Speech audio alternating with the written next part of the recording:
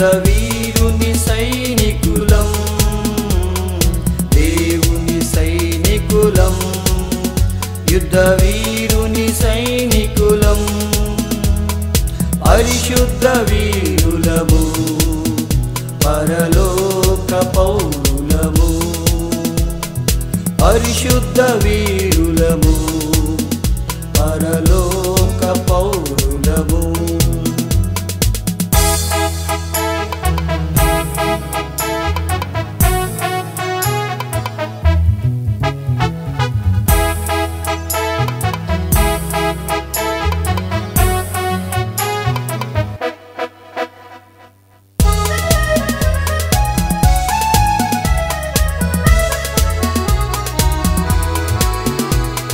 ప్రభు యేసు సన్నిధిలో, ప్రభు ప్రేమ సమర్పణలో, ప్రభు యేసు సన్నిధిలో, ప్రభు ప్రేమ సమర్పణలో, ప్రభు మహిమను పొందగా పరలోక బలముతో, ప్రభు మహిమను పొందగా పరలోక బలముతో, దేవుని సైనికులం, యుద్ధ వీరుని సైనికులం, దేవుని సైనికులం, యుద్ధ వీరుని సైనికులం, పరిశుద్ధ వీరులము, పరలోక పౌరులము, పరిశుద్ధ వీరులము,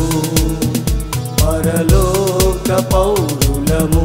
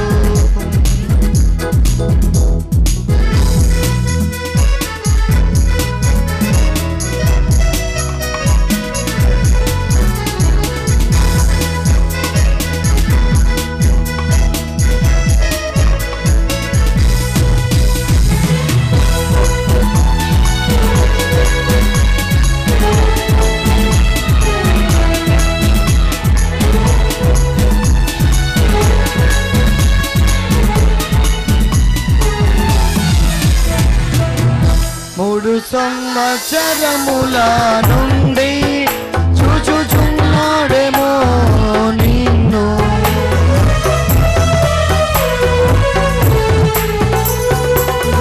3 సంవత్సరముల నుండి చూచుచున్నాడేమో నిన్ను.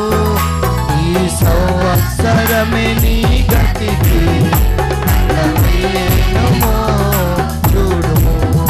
ఈ సంవత్సరమే నీ గతికి అంతమయ్యేనేమో చూడుము. ఓ నా సోదరా, ఓ నా సోదరి, నిన్ను పిలచిన యేసు వచ్చుచున్నాడు. నిన్ను నిలచి చూచెదవా నేడు. నిన్ను పిలచిన యేసు వచ్చుచున్నాడు. నిన్ను నిలచి చూచెదవా నేడు.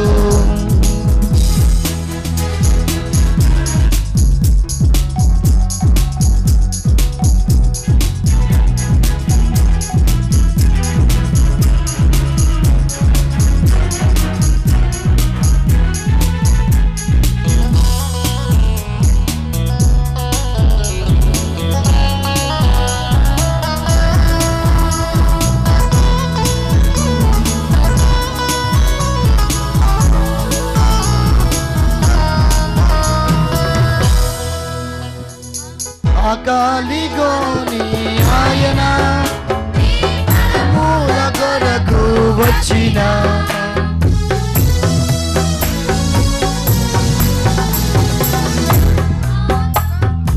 అకాలిగోని ఆయన నీ ఫలమూల కొరకు వచ్చిన. లోక ఆశలు ఆకులు ఉండిన తగ్గిపోయేదవు నా సోదరా. లోక ఆశలు ఆకులు ఉండిన ఎండిపోయేదవు సోదరా. ఓ నా సోదరా, ఓ నా సోదరి, నిన్ను పిలచిన యేసు వచ్చుచున్నాడు. నిన్ను నిలచి చూచెదవా నేడు. నిన్ను పిలచిన యేసు వచ్చుచున్నాడు.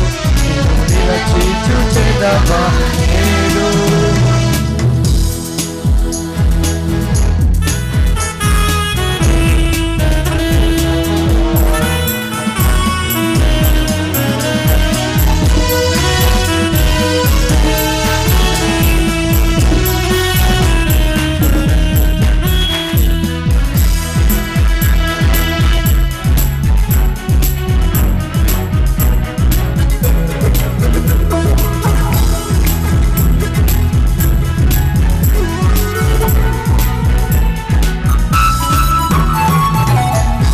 అవగింజంత విశ్వాసమున్నదా, కొండ కదిలించి పడవేయుచున్నవా.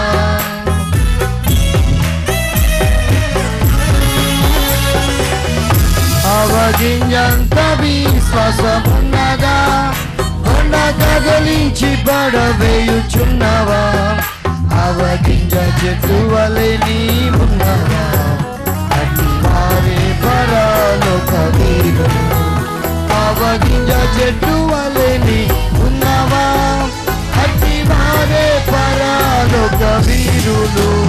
ఓ నా సోదరా, ఓ నా సోదరి, నిన్ను పిలచిన యేసు వచ్చుచున్నాడు.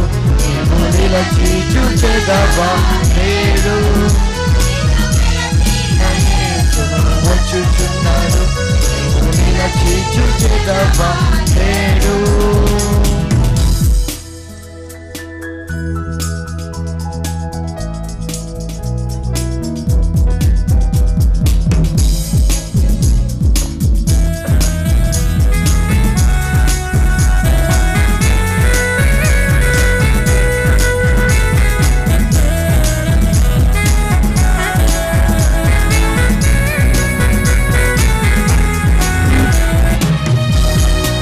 చప్పట్లు కొడదాం.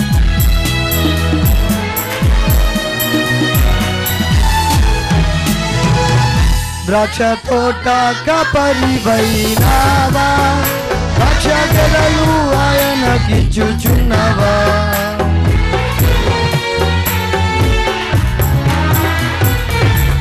ద్రాక్ష తోట కాపరివైనావా, ద్రాక్ష గెలలు ఆయనకిచ్చుచున్నావా. లేక నీవే అనుకొనుచున్నావా, నిన్ను తీసి వేరొకనికి ఇచ్చును.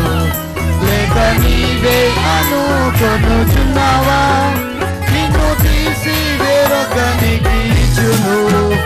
ఓరా సోదరా, ఓరా సోదరి, నిన్ను పిలచిన యేసు వచ్చుచున్నాడు. నీవు నిలచి చూచెదవా నేడు, యేసు వచ్చుచున్నాడు. నీవు నిలచి చూచెదవా నేడు. హల్లెలూయా, హల్లెలూయా. ఒకసారి అందరూ రెండు చేతుల పైకి దేవునికి స్తోత్రం చేద్దాం. హల్లెలూయా, హల్లెలూయా. ఆయన్ని చూడాలంటే హృదయం దేవుని వాక్యముతో నిండాలి. కనుక దేవుని వాక్యం విని కూడా నీవు గ్రహించకపోతే, దుష్టుడు అంటే సాతాను నీ హృదయములో నుండి వాక్యాన్ని ఎత్తుకుపోతాడట. దేవుని స్తోత్ర. నిన్ను మోసపరిచే సైతాను నీ పక్కనే ఉండి అమ్మగారు అలాగే చెప్పుద్ది, రాజుగారు అలాగే చెప్తారు, కానీ నీ పని నువ్వు కానీ అని చెప్తాడట. ఆడెత్తుపోయాడు ఆ వాక్యం. నువ్వు వచ్చిన్నావు కానీ నీ హృదయంలో వాక్యం ఎవడెత్తుపోయాడు? దుష్టుడు ఎత్తుపోయాడు. దుష్టుడు అంటే రెండు కొమ్ములు వేసుకుని ఎదురుగుండా కనబడి నిన్ను అడిగేం పట్టుకెళ్తాడు. కానీ దేవుడు మనల్ని ప్రేమించి ఆయన మాట్లాడుతూ ఉంటే శ్రద్ధగా వినకుండా అదే టైంలో ఇల్లు గుర్తొస్తుంది, అదే టైంలో ఎన్నో గుర్తులు వస్తాయి. అదే మోసపుచ్చుతుంది హృదయం. నిన్ను కూర్చున్నాను అనుకుంటున్నావు కానీ నీ హృదయం రకరకాల తలంపులతో ఉంటుంది. దేవుని స్తోత్ర. ఆయన చెప్పాడు, మీ తలంపులు నా తలంపుల వంటివి కావు, మీ త్రోవలు నా త్రోవల వంటివి కావు. భూమికి ఆకాశం ఎంత ఉన్నతంగా ఉందో నా తలంపులు మీ తలంపుల కంటే అంత ఉన్నతమైనవి అని చెప్పాడు. దేవుని స్తోత్ర. ఉన్నతమైన తలంపులట ఆయన్ని. కానీ అన్నీ చెప్పిన ఆయన భక్తిహీనులు తమ తలంపులు మానాలి, దుష్టులు తమ ఆలోచనలు మానాలి అని చెప్పాడా? చెప్పాక ఆకాశం నుండి వచ్చే వర్షం లాంటిది నా నోటి మాటలు అంటాడు, హిమం వంటిది అంటాడు. దేవుని వాక్యం హిమం వంటిది. హిమం అంటే మంచుకి ధనియాలు పండుతాయి. నీరుంటే ఏ పంటైనా పండించవచ్చు. అంటే దేవుని మాట మన జీవానికి మూలం.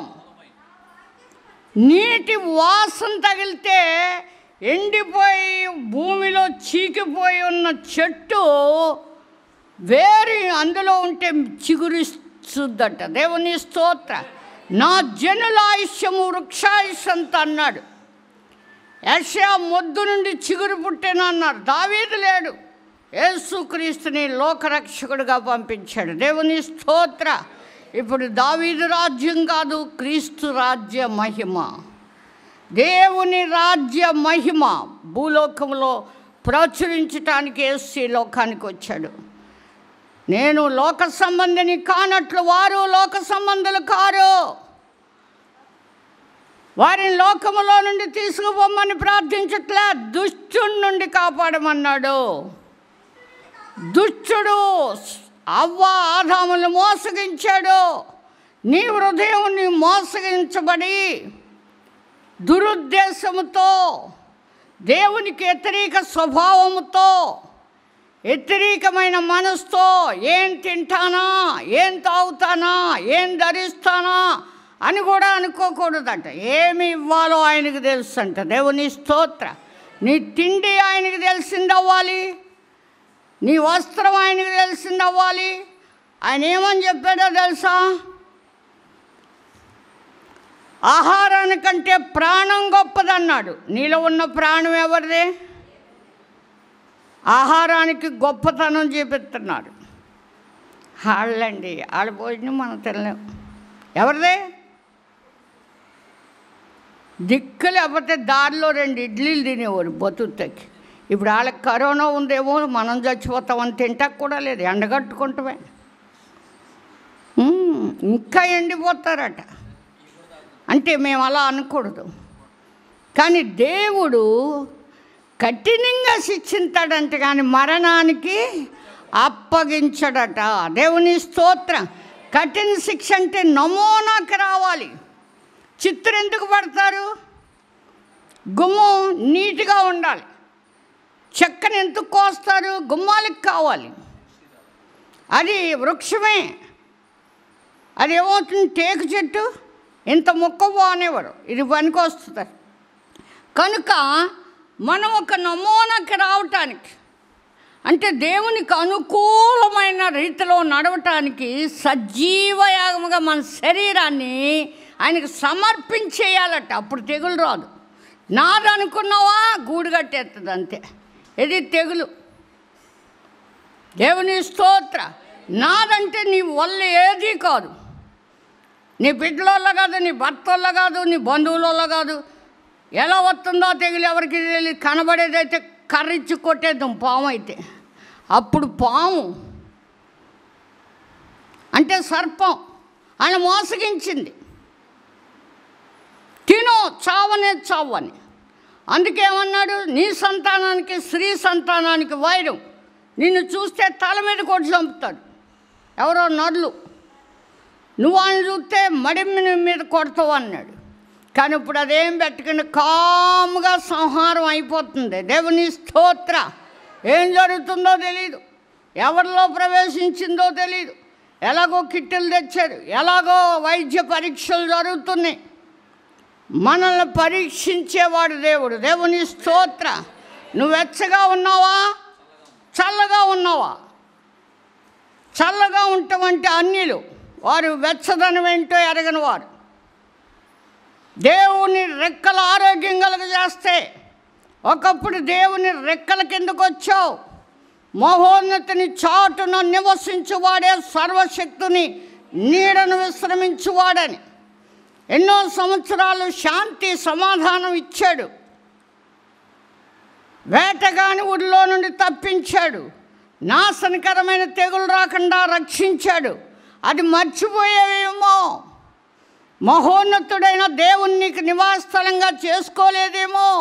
చేసుకోకపోతే తెగులు వస్తుంది, కానీ చేసుకుంటే తెగులు రానే రాదు. దేవుని స్తోత్ర. మన నివాస స్థలం మన దేవుడు, మన ఆశ్రయ దుర్గం మన దేవుడు, మన బలము, మన యొక్క జీవము ఆయనది. దేవుని స్తోత్ర. యెహోవాను వెదుకుడి, ఆయన బలము వెదుకుడి. 105వ కీర్తన. ఆయన సన్నిధి నిత్యము వెదకమన్నాడు. ఆయన సన్నిధిలోండి పారిపోయిన యోన మత్స్యం కడుపులో ఉన్నాడు. అక్కడ చేశాడు ప్రార్థన. హాస్పిటల్లో చేయటం కాదు, ఇంట్లో చేయండి ప్రార్థన. చనిపోయే ముందుకు చేయటం కాదు. 107వ కీర్తనలో ఉంది, దేవుని ఆజ్ఞకు లోబడక మహోన్నతిని తీర్మానం తృణీకరించినందున బాధ చేత ఇనుపకట్ల చేత బంధింపబడిన వారి హృదయమును ఆయన ఆయాసము చేత కృంగజేసెను. వారు కూలి ఉండగా సహాయుడు. ఎవరు సహాయం చేస్తారు? ఐసోలేషన్ సహాయం చేయదు. అంటే ఐసీలో పెట్టినంత మాత్రంలో ప్రాణం ఆగదు, దింపేయచ్చు. కానీ నిన్ను ప్రేమించిన వాడు ఒకడు ఉన్నాడు. దేవుడు మనల్ని ప్రేమించి ప్రియకుమారుని పంపించాడు. ఆ కుమారుని యందు నువ్వు బ్రతకాలని, ఆ కుమారునిలో చిగురించాలని. నా జనులు ఆయుష్ వృక్షాయుష్ అంత అని చెప్పాడు. ఇండ్లు కట్టించుకు వాటిలో నివసించమన్నాడు. తోటలు నాటి వాటి ఫలం అనుభవించమన్నాడు. కుమార్తెలు పెండి అలాగ ఆశీర్వదించాడు. ఆశీర్వాదం ఎక్కువ అయ్యేలోకి అసలు దేవుణ్ణి మర్చిపోయామేమో. దేవుని స్తోత్ర. అందుకే దావీదు, నా ప్రాణమా యెహోవాను సన్నుతించు, నా అంతరంగమందున్న సమస్తమా ఆయన పరిశుద్ధ నామమును సన్నుతించు. నా ప్రాణమా యెహోవాను సన్నుతించు. ఆయన చేసిన ఉపకారములో దేనిని మరవద్దన్నాడు. ఉపకారాలు జ్ఞాపకం చేసుకో. చేశాడు పాపం, చచ్చిపోయే ముందు మళ్ళీ దేవుడికే మొరపెట్టాడు. కానీ దేవుడు అతన్ని ప్రేమించి శత్రువుల చేతిలో చంపకుండా, శత్రువుల దగ్గర చేతిలో చచ్చిపో. నిజంగా అక్కడ సొమ్మసిల్లిపోయాడు ఒకసారి దావీదు. ఆ యెహోవా వాళ్ళు ఇంటికి తీసుకొచ్చేసారు. ఇంక యుద్ధానికి రావద్దు నువ్వు అని. దేవుని స్తోత్ర. కనుక దావీదుకు శాశ్వత కృప చూపించాడంటే శత్రువు చేతిలో చావలా, వృద్ధాప్యం వచ్చాక చనిపోయాడు. దేవుని స్తోత్ర. తెగులతో చావలే, వృద్ధాప్యంలో. దేవుని స్తోత్ర. అంటే వరి పనులు ఇంటికి చేరిన రీతిగా పండిపోయాక ఇంకా పొలంలో ఉంచరు. కనుక దేవుడు మనల్ని ప్రేమించి యేసుక్రీస్తుని పంపించాడు. ఉగ్రత పాలవటానికి ఆయన పంపలా. కుమారునికి విధేయుడు కాని వాడు జీవము చూడడు, దేవుని ఉగ్రత వాని మీద నిలుస్తీదన్నాడు. కుమారుడు చెప్పాడు, నా మాట చొప్పున నడవకుండా ఇల్లు ఇసుక మీద కట్టుకున్నావు, బండ మీద కట్టుకోమన్నాను అంటున్నాడు. అంటే బండ మీద కట్టుకున్నవాడు బుద్ధిమంతుడు, ఇసుక మీద కట్టుకున్నవాడు బుద్ధిహీనుడు. ఇసుక అంటే అబ్రహాముకి ఇసుకను చూపించాడు, తర్వాత ఆకాశ నక్షత్రాలు చూపించాడు. అబ్రహాముకి ఇసుకను చూపించాడని మేము అబ్రహాము సంతానం అంటున్నారు యేసు ప్రభు ఎదురుగుండా. మీరు అబ్రహాము సంతానమా? మీ జనకుడు అబద్ధం ఆడేవాడు, మీరు అబద్ధాలే మొదలెట్టారు. అబ్రహాము నన్ను చూడాలనుకున్నాడు, చూసి సంతోషించాడు మిగులు అంటాడు. దేవుని స్తోత్ర. నీకు 30 ఏళ్ళు లేడు, నువ్వు చూసావా? నిన్ను చూశాడా అన్నారు. అబ్రహాము చూశాడు. యెహోవా ప్రత్యక్షం అవటం, ముగ్గురుగా తన దగ్గరికి మనుషులుగా రావటం అబ్రహాం చూసి వారిని ఆహ్వానించి భోజనం కూడా పెట్టాడు. దేవుని స్తోత్ర. మమ్రే దగ్గర ఉన్న సింధూర వృక్షం కింద అబ్రహాం గుడారం దగ్గరికి ముగ్గురు వచ్చారు. ఆ రోజు చూసి సంతోషించాడు. వారిని చూసి అయ్యబాబు ముగ్గురు వచ్చారు, 12 గంటలకు ఎలాగా అనుకోలే. దేవుని స్తోత్ర. మిట్ట మధ్యాహ్నం వచ్చారు. ఈరోజు ఆయన సజీవుడు, మనల్ని చూచుచున్న దేవుడు, మనల్ని కాపాడేవాడు. మారు మనసు పొందండి. ఇంకా దేవునికి అనుకూలం కాకుండా మనం ఉన్నామేమో. మన ద్వారా దేవునికి కీర్తి, స్తోత్ర, మహిమలు కలగాలి. మనం ఎల్లప్పుడూ దేవుని స్తుతించాలి. మొన్న ఆయన్ని స్తుతించడం, మనం చనిపోతే మొన్న ఆయన్ని స్తుతించడం. దావీదు 30వ అధ్యాయంలో కీర్తన గ్రంథంలో మొన్ను నిన్ను స్తుతించునా, అది నీ సత్యమును గురించి వివరిస్తుందా? సత్యవంతుడు అయి నువ్వు నన్ను బతికించావు, సత్యవాక్యం ద్వారా నేను విన్నాను, బ్రతికాను అని మీరు దేవుణ్ణి అడగండి. బ్రతుకుట క్రీస్తట. ఎంత గొప్ప మాట. చావైతే వాళ్ళకి లాభం అన్నారు. సువార్త ప్రకటించి ప్రజల్ని నడిపించి నీతిమంతులుగా నిలవబడి విశ్వాసాన్ని కాపాడుకొని పరుగు తుదముట్టించిన పౌలు చావు అయితే లాభం అన్నాడు. మీకు చావు లాభం లేదు. చాలామంది అంటున్నారు పోతున్నా పర్వాలేదు. పరలోకం ఉండదు. జాగ్రత్తగా ఉండండి, భయభక్తులు కలిగి ఉండండి, ఆసక్తి కలిగి మారు మనసు పొందండి. మారు మనసు లేకుండా బాప్తీసం పొందారేమో. మనస్సు మారి నూతన ఒకటి వల్ల రూపాంతరం రావాలి. క్రీస్తు పోలిక మనకు రావాలి. క్రీస్తు మహిమ మనకిచ్చాడు. తండ్రి అయిన దేవుడు యేసుక్రీస్తులో ఉన్నాడు. ఆ క్రీస్తు తండ్రిలో ఉన్నాడు. అలాగే మనం ఆయనలో ఉండటానికి ఆయన మహిమనిచ్చాడు. వాక్యం విన్నవాడిని. ఈ వాక్యం ఇవ్వటమే కాదు, తండ్రి తనకిచ్చిన మహిమ మనకిచ్చాడు. ఆ మహిమే లాజరును బ్రతికించింది. ఆ మహిమే రోగులను స్వస్థపరిచింది. ఆ మహిమే నిన్ను నన్ను బాగు చేసింది. ఆ మహిమ గలవాడని కొనియాడాలి. లేకపోతే మన గర్వాన్ని బట్టి ఆయన ఏడుస్తాడు. లాజరు సమాధి దగ్గర ఏడ్చాడంటే లాజరు యేసు కూడా ఉంటే రోగం రాదు, చావడు. కూడా లేడు, ఇంటికాడ ఉన్నాడు, స్నేహితులతో ఉన్నాడు, రోగయ్యాడు, కౌరు చేశాడు. 4 రోజుల తర్వాత వచ్చాడు. ఆ 4వ రోజు అయినా బ్రతికించాడు. దేవుని స్తోత్ర. ఈరోజు అయినా మారు మనసు పొందు, బ్రతికి దేవునికి సాక్షిగా ఉండు. లాజర్ని చూడటానికి వచ్చారంట, బతికించిన యేసుని చూడటానికి కాదు.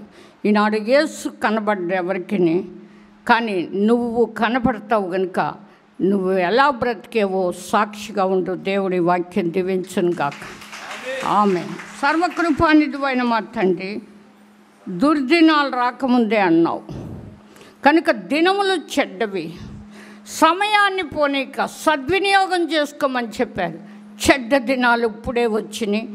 ఏ దినము ఏది సంభవించునో తెలియని సందర్భంలో కరోనా వైరస్ ప్రపంచాన్ని చుట్టుముట్టుచూ ఉండగా మహమ్మారి అని పేరు పెడుతున్నారు, కానీ మహమ్మారికి అప్పగించవయ్యా నీ బిడ్డలను. నీ రెక్కల కింద భద్రంగా కాపాడే దేవుడువు, కాపాడే నువ్వు కునుకని దేవుడువు, నిద్రపోని దేవుడువు, దయామయుడువు. నీ కృపను బట్టి కుష్ఠరోగుల్ని దావీదు కుమారుడు అంటే కరుణించిన దేవుడువు. ఈ బిడ్డలని, మమ్మల్ని, ఇంకా యావత్ ప్రపంచం మీద నీ నామంలో ప్రార్థించే ప్రతి ఒక్కరిని కాపాడి వారే లోకానికి వెలుగుగా ఉండటానికి 16 సంవత్సరాల్లో మరొక్కసారి నీ వాక్యం నాలో మొలకెత్తించిన రీతిగా ఎప్పుడైనా విన్న బిడ్డల హృదయాల్లో నీ వాక్యము మొలకెత్తించి వారిని బ్రతికించుమని యేసు నామమున వేడుకొంచున్నాం తండ్రి. ఆమేన్.